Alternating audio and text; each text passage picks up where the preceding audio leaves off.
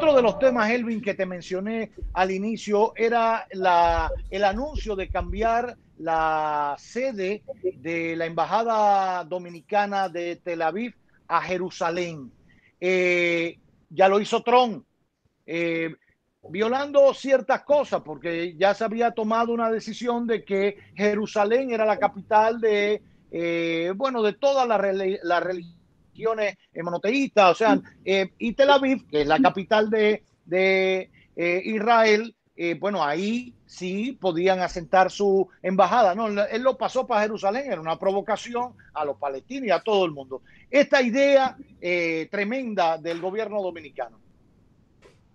Es que esto tiene también que ver con lo que estábamos diciendo antes. Y un tema ahí, lo que yo digo no es que no haya ideologías en la visión internacional, siempre va a haber ideologías. Lo que no puede ser que tu visión ideológica condicione totalmente las decisiones que tú vayas a tomar.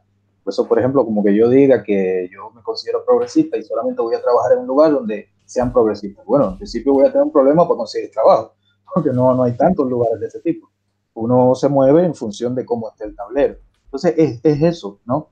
Entonces, en ese caso, lo de Tel Aviv, eso tiene que ver también con la sumisión completa por una cuestión ideológica que el nuevo gobierno está teniendo con Estados Unidos. Trump decidió colocar la embajada estadounidense en Jerusalén por una decisión de política interna realmente en Estados Unidos para el apoyo del sector evangélico, para el sector evangélico estadounidense, que es una de las fuentes de votos más grandes del Partido Republicano, sobre todo en los estados del sur, en los estados lo que le llaman el Rust Belt, que va de Pensilvania, Wisconsin, Michigan, todo esto que estamos viendo estos días, los estados que deciden las elecciones, el sector evangélico constituye casi el 40% del voto duro de Trump. Y Trump con esa medida, por la visión que ellos tienen mesiánica, donde se entiende que Jerusalén es la capital espiritual del pueblo judío, el pueblo elegido, y que ahí tiene que estar el pueblo elegido para que regrese el Mesías. Todo eso, que parecería una cosa así muy loca, pero eso tiene muchísima injerencia en la política interna de los Estados Unidos y en cómo Trump mira su mapa electoral y ve la gente que lo puede sustentar en el poder. Esa decisión de Trump está muy vinculada al sector evangélico que lo apoya en Estados Unidos. Y a un Pompeo, por ejemplo, que es el secretario de Estado, que es un evangelista, y hay muchas publicaciones que hablan sobre eso, de lo que le llaman el evangelismo sionista, es decir, los sectores evangélicos que tienen una concepción sionista en el sentido, entendido el sionismo como la idea del regreso del pueblo elegido, el pueblo judío a su tierra en Israel. Entonces, ese tema va mucho por ahí y sí fue una ofensa para el mundo árabe. ¿Por qué? Porque la capital, Jerusalén, no puede ser capital ni de los israelitas ni de los palestinos mientras esté en una situación de ocupación. Desde el 1967, cuando se acaba la guerra de los 6 días, Jerusalén quedó ocupado por las fuerzas israelíes. Esa situación de ocupación en el derecho internacional no permite que ahí se pueda erigir una capital hasta tanto no se resuelva el tema de ocupación. Por eso, además de Trump, nadie le siguió en ese juego. Europa en su conjunto condenó eso y el único país que le siguió ese juego a Trump es Guatemala, que tiene un 70% de la población guatemala, casi el 70% son evangélicos. ¿Ah? Esas cosas religiosas tienen un montón de injerencia, un montón determinan de cuestiones políticas.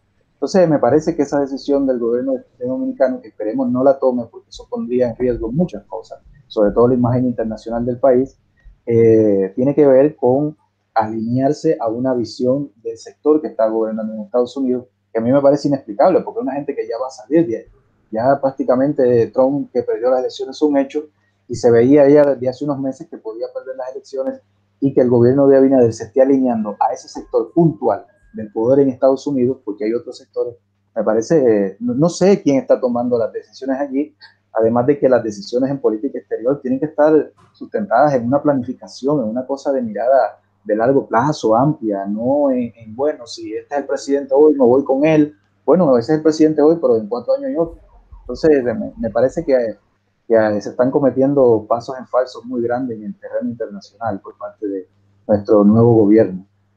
Exacto. Si lo hubiéramos en otro contexto y en otro gobierno, diríamos que formaríamos parte de los halcones, aquella señora Condoleezza Rice y aquello que era terrorífico, terrorífico. Por eso hay que ver bien las decisiones que se toman, sobre todo en el plano internacional, porque la decisión que tome Trump o que tome el presidente de Guatemala, de acuerdo a sus intereses, fíjense que son decisiones buscando responder a intereses internos. O sea, ¿cómo nosotros vamos a tomar la decisión para responder a un interés externo? Porque lo hizo Trump. Es lo que yo digo. ¿Qué nos conviene más como nación? ¿Qué pesó en el análisis y en la decisión para proponer trasladar la embajada? ¿El interés de nación o el complacer a un presidente que tomó una decisión buscando un interés interno, no un interés externo ni nada por el estilo? Entonces, ahí es donde nos perdemos. Por cierto, y retomando el tema con Trump y Biden en la carrera, ahora mismo están en una conferencia de prensa en Nevada, en Las Vegas. Precisamente en Nevada hay dos condados, el de Reno y el de Las Vegas, que todavía no han cerrado su conteo, y ahí es donde está trabado el paraguas para decidir. Ambos son de una preferencia demócrata, porque concentran la mayor población, la más, digamos que instruida, universitaria, con más dinero. Lo otro es campo, etcétera, etcétera. Por eso cuando uno ve el mapa de Nevada, ve que casi todo es rojo, y esos dos condados azulitos, y tú dices, bueno, pero ¿y cómo no se decide? Bueno, porque ahí es donde se concentra la mayor cantidad de población, y por demás la mayor cantidad de población demócrata. Es lo que se está discutiendo ahora. Hay unas declaraciones sobre el conteo de votos en Nevada. ¿Qué nos conviene más para América Latina en general? ¿Un demócrata o un republicano en los próximos 4 años? Bueno, yo creo, me hago eco de las palabras de un expresidente latinoamericano que dice: yo espero el día donde a Latinoamérica no le importe quién sea presidente de Estados Unidos, porque tengamos la suficiente soberanía y estabilidad. Entonces yo quisiera, ¿no?, que lleguemos a ese punto. Pero en términos de lo que hay ahora, de la realidad concreta, desde el punto de vista de lo que ha hecho el trumpismo en América Latina, a mí me parece que Biden puede ser un presidente, es un tipo del establishment tradicional, tipo que respeta las formas, por lo menos.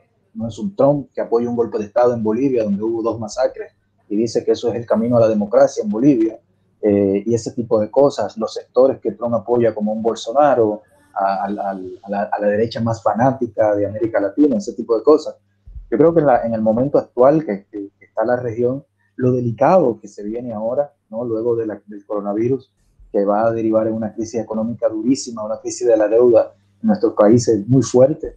Yo creo que Biden, sobre todo desde el punto de vista de los sectores dentro del Partido Demócrata que pueden tener injerencia en su gobierno, es un perfil que puede ayudar en esta coyuntura a América Latina, no digamos que ayudar, pero sí permitir que construyamos condiciones en América Latina para ir saliendo de la crisis que se va a venir a partir del próximo año, que es una crisis de deuda y la explosión de la pobreza en el continente en su conjunto. Una persona como Biden, que va a estar muy articulado a sectores que tienen otra visión dentro del Partido Demócrata, y que va a depender de ellos, porque Biden ganó, y eso se va a ver cuando se hagan análisis más amplios, en Michigan y Wisconsin, fundamentalmente por el voto joven y afroamericano que movió con Bernie Sanders por un lado, y con sectores como Alexandra Ocasio, Cory Bush y ese tipo de personajes que le movieron un votante que no fue en el 2016 a votar por él, y por eso perdió esos estados por poco y ahora los está ganando por poco.